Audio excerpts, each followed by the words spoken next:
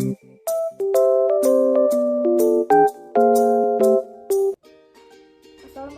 warahmatullahi wabarakatuh. Halo semuanya, perkenalkan nama saya Amelia Cantika. Saya dari Prodi Sarjana Terapan Keperawatan dan Profesi Nurse Poltekkes Kemenkes Bengkulu.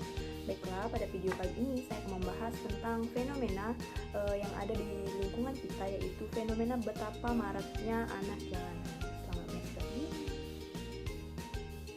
Nah, yang pertama yang akan saya bahas yaitu kita akan mengetahui apa sih definisi dari anak jalanan ini.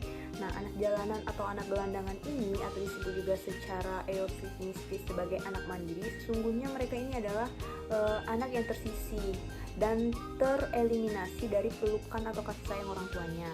Kebanyakan dalam usia relatif dini, mereka ini sudah harus berhadapan dengan lingkungan kota yang keras dan bahkan sangat tidak bersahabat dengan dirinya.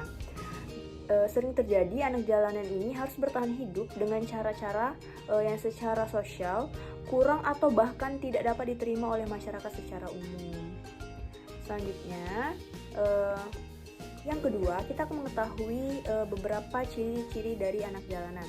Yang pertama, biasanya anak jalanan ini berada di tempat umum seperti ada di jalanan, di pasar, di pertokoan, di tempat-tempat hiburan selama waktu 24 jam. Yang kedua, biasanya anak jalanan ini berpendidikan rendah atau bisa juga anak jalanan ini sama sekali tidak sekolah dan sedikit sekali bahkan yang hanya tamatan SD. Yang ketiga itu ada berasal dari keluarga-keluarga tidak mampu atau kebanyakan kaum urban dan beberapa diantaranya tidak jelas keluarganya. Yang keempat yaitu melakukan aktivitas ekonomi seperti melakukan pekerjaan pada sektor informal, selanjutnya bekerja serabutan.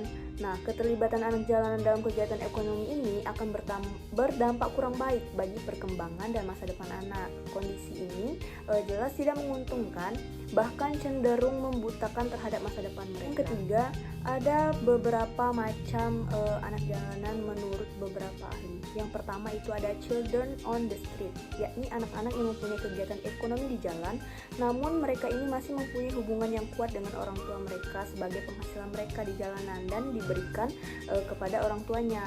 Fungsi anak jalanan pada kategori ini adalah untuk memperkuat penyangga ekonomi karena beban atau tekanan kemiskinan yang mesti ditanggung dan tidak dapat diselesaikan sendiri oleh kedua orang tuanya.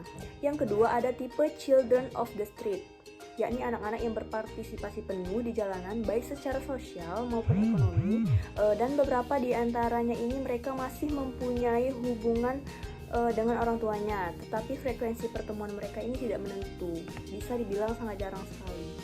Dan yang ketiga ada tipe children from families of the street, yakni anak-anak yang berasal dari keluarga yang hidup di jalanan. Nah, walaupun anak-anak ini mempunyai hubungan kekeluargaan yang cukup kuat, tetapi tidak banyak dari mereka ini yang hidupnya terombang-ambing dari satu tempat ke tempat yang lain dengan segala resikonya. Selanjutnya kita akan membahas beberapa penyebab dari fenomena terjadinya anak jalanan ini. Yang pertama, ada yang dipaksa oleh kedua orang tuanya. Yang kedua itu ada tekanan ekonomi dari keluarga. Yang ketiga, diculik dan terpaksa bekerja oleh orang yang lebih dewasa. Yang keempat, asumsi dengan bekerja bisa digunakan sebagai sarana bermain. Selanjutnya ada pembenaran dari budaya bahwa anak usia kecil atau anak usia muda itu harus bekerja. Selanjutnya ada kesulitan keuangan, tekanan kemiskinan, ketidakharmonisan di dalam rumah tangga.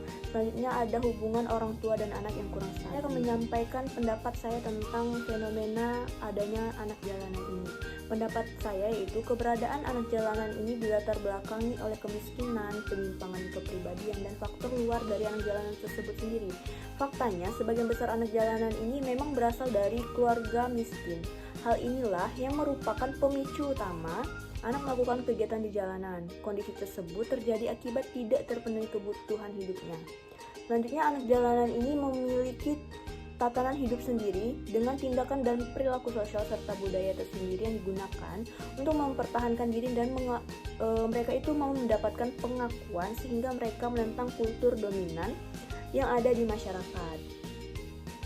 Jadi, kurangnya pengawasan orang tua ini membuat mereka rentan terhadap terjadinya berbagai bentuk tindak kekerasan yang akan mempengaruhi kesehatan fisik, mental, serta keselamatan diri mereka sendiri. Pemerintah telah berusaha untuk menyelesaikan masalah anak jalanan.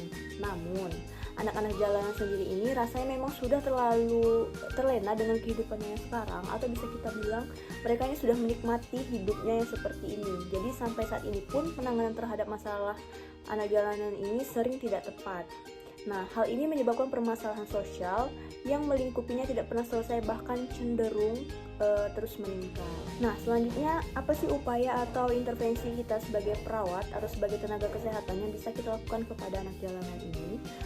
Upayanya yaitu dengan mengarahkan mereka untuk memahami norma-norma umum di tengah masyarakat dalam permasalahan anak jalanan.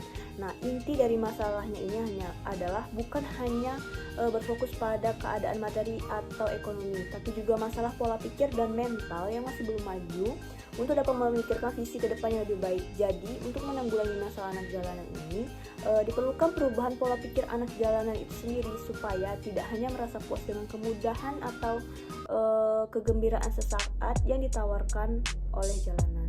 Baiklah teman-teman sekalian, itulah tadi penyampaian singkat dari saya tentang fenomena dari anak jalanan, mulai dari definisi, ciri-ciri, penyebab, kategori, dan bagaimana cara intervensi atau implementasi kita terhadap anak jalanan ini sebagai tenaga kesehatan. Semoga video ini bermanfaat. Saya akhiri. Wassalamualaikum warahmatullahi wabarakatuh.